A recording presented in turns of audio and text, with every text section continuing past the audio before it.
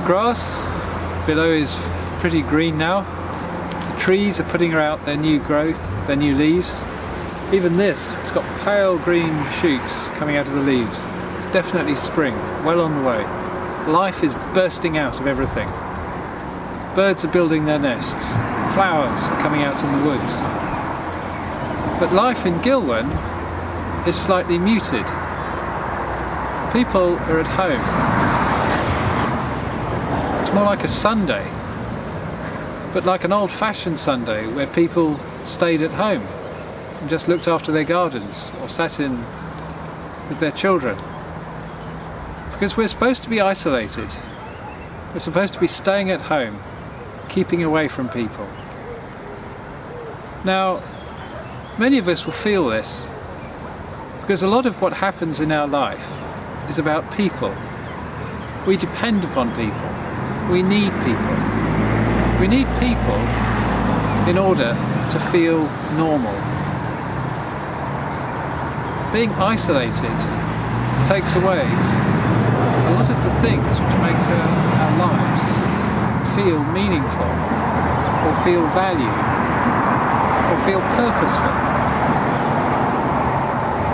The connections we make with people give us a sense of who we are and of what we do.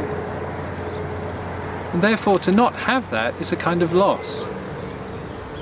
And if we have a loss, we'll feel it. And we will feel a kind of grief. And that feeling of loss, and that feeling of grief, is not a rational thing.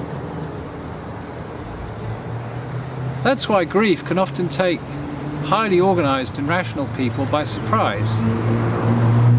Because if that's the kind of person that one is used to making plans and fulfilling them. One's used to organising oneself. But grief will not be organised. A sense of loss will not be simply subject to a plan. And therefore the grieving process is not a rational process. It's not something which can be neatly boxed. It's not something which can be just ticked off. It's something which will happen irrespective of whether we would like it to happen. And it will happen in the way in which it wants to happen, not in the way we would like it to happen. The best way that we can prepare for this is to recognise it for what it is. That it is not something unwholesome as such. It's not something wrong, and it's not something somehow demeaning or degrading. It is in fact part of being alive. And if we're alive, the things we lose will register in our hearts, our souls, our spirits, and our minds. And as we register that loss, we will grieve. To a greater or lesser extent, for anything which we lose. That sense of pang at losing a hand of cards is a kind of grief, although quite a short one. How much more is the loss of one who we truly love? And somewhere in the middle of this is the loss of our interactions with our neighbours, with our families, with our friends, with our colleagues, with everyone with whom we normally meet. It is natural that we should feel this loss. The best way we can prepare for it is to simply recognise that it is happening and to let it happen. If we fight against it, we will not be helped, and we might end up injuring ourselves. It will not make it simply go away. When Jesus was on the cross, the Gospels record he cried out, "Eloi, Eloi, lama sabachthani," which is Aramaic. It's a paraphrase from Psalm 22, which in English renders, my God, why have you forsaken me?" Now the apostles were keen to record all these things because they wanted to show that Jesus fulfilled the law and the prophets.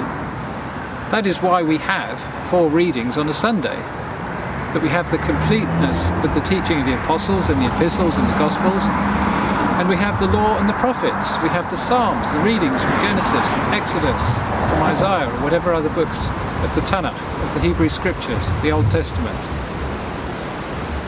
And so the apostles wanted us to know that Jesus had fulfilled the Scriptures. Therefore they recorded these things deliberately. They deliberately recorded those words from Psalm 22 to show that Jesus was fulfilling them, even as he spoke, even as he hung there on the cross. And when Jesus said them, a part of him would have recognized that he was fulfilling the Scriptures, and therefore that he would do them, because he knew that that was what his job was, to fulfill the Scriptures. That was the Father's will and purpose for him. And as he said, he came to fulfill the purpose of the one who sent him, the Father, our Father, who is in heaven. But also when he cried those things out, he cried them out because he was in terrible anguish. He was in pain. He was subject to horror and to grief, and to sadness and to pain in a way that we can hardly imagine. We can imagine a little bit because all of us have felt these things at some time, and therefore a part of it is the same as for us. But a part of it we cannot imagine because he is the Son of God, and the things which we understand were not only represented in him, but they were magnified in him. Because whereas we have never known what it means to be the Son of God as he is, whereas we were born alienated from God and from creation, and whereas that is our normal experience of life, Jesus was born in fellowship with the Father. He never knew what it was like to not be with his Father. For him, he was never alienated from his Father. He was wholly good. And the evil which to us is normal, which is background noise, which is just part of reality, was for him something new and strange, because he was from heaven.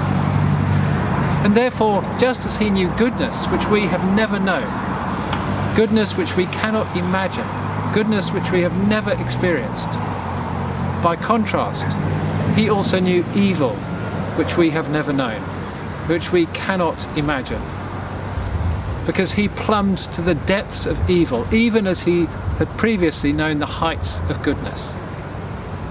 And when he cried out in pain, Eloi, Eloi, lama sabachthani, it was the cry of a man experiencing these things.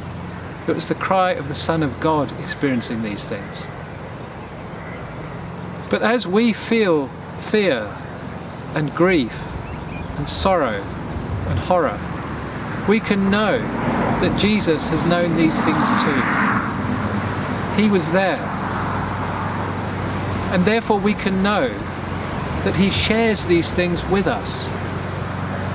That as we experience grief and pain and sorrow and horror, he knows it because he was there.